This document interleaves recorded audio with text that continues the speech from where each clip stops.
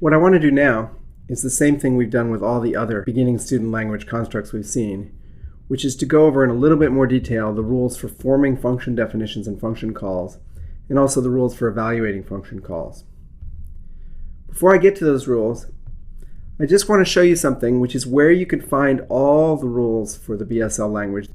If you go to the course webpage and you scroll here to the Languages tab, then this page has all the rules for the BSL language, including how to form all the kinds of expressions we've seen and the rules for evaluating them, and so on.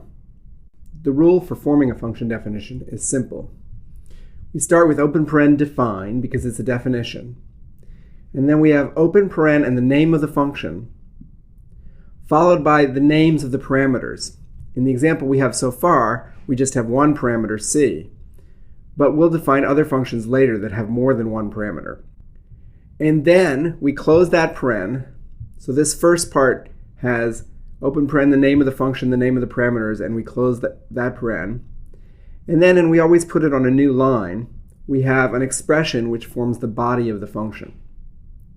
So here's the example we've seen so far. Define, the name of the function is bulb, the parameter is c, and here's the body of the function. To form a function call expression, we put open paren, the name of a defined function, and then we put some number of expressions corresponding to the number of parameters the function has. So for our bulb function, which has a single parameter, we put a single expression after the bulb name. And those expressions are all called operands. To show you how the rules for evaluation related to functions work, I'm going to first start by getting a somewhat simpler example. What I've got here is a call to bulb where its argument, instead of already being a value, is going to be another call, a primitive call. And I'm also going to set up by putting the rules for evaluating functions and primitive calls here on the right. So let's see, we look at open paren bulb, and that tells us that we've got a function call. So the rule for evaluating a function call is to first reduce the operands to values. So now let's go look at the first operand. The first operand is open paren string append. So that's a primitive call. So we now look at the rules for evaluating a primitive call. And the first rule is to reduce operands to values again. Notice that the first rule for function calls and primitive calls is the same. You reduce the operands to values. Well, let's see, the string re and the string d are both already values. So now we can apply the string append primitive. And the first full step in the evaluation is that we now have bulb with an operand of the value red. So now going back to the function call rules, we have now reduced the first operand to a value. So we reduced all the operands to a value. And now we're going to replace the function call by the body of the function. So I've copied the body of the function down here.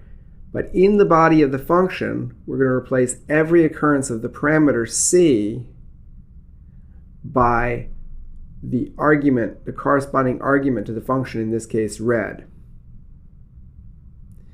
And now what do we have? Well, open paren circle, this is a call to a primitive. So notice the function call is completely gone now. Once we've replaced the call with its body, we just work on evaluating the replaced body. This is a call to a primitive. The first rule for a primitive is to reduce all the operands to values. There's 3 operands in this case, and they are all already values. So now the second step of a call to a primitive is to just apply the primitive to the values, and the value of that primitive call is a red circle. And now all we've got is a value, so evaluation stops. Let me just point one thing out to you about the way I've done this hand step-by-step evaluation. By writing all the different steps of the evaluation in the definitions window this way, what I can do now is actually run this. And since there's 4 steps to the evaluation, I should see the same result 4 times. Because when Racket starts here and runs to the end, it gets a red circle. When it starts here and runs to the end, it gets a red circle. When it starts here and runs to the end, it gets a red circle. And when it starts with a red circle and runs to the end, it gets a red circle. So if you do your step-by-step evaluation exercises in the definitions window like this, and then run it, you can kind of check whether you've got the right step-by-step evaluation, because you should see the same value repeated each time. Now you understand how to define functions, and you know the rules for evaluating function calls. As I said at the beginning, functions are going to be incredibly important to all of our Racket programs. So it's really important that you understand how they work. So if it's ever unclear to you, just come back to this video, and also be sure to work the practice problems that are associated with this video. Just as an aside, so you understand how powerful functions are, one of the most important theoretical results in computer science says that if you have a language that just has functions, no strings, no numbers, just functions, you can actually write any program that can be written in any language. Now, you know that's a theoretical result that makes academics happy. A language like that would be pretty cumbersome to program in, so you would never do it. Back in practical terms now, we want functions, we want strings, we want images, we want numbers, we want all of that. Even so, functions are pretty central to the whole game.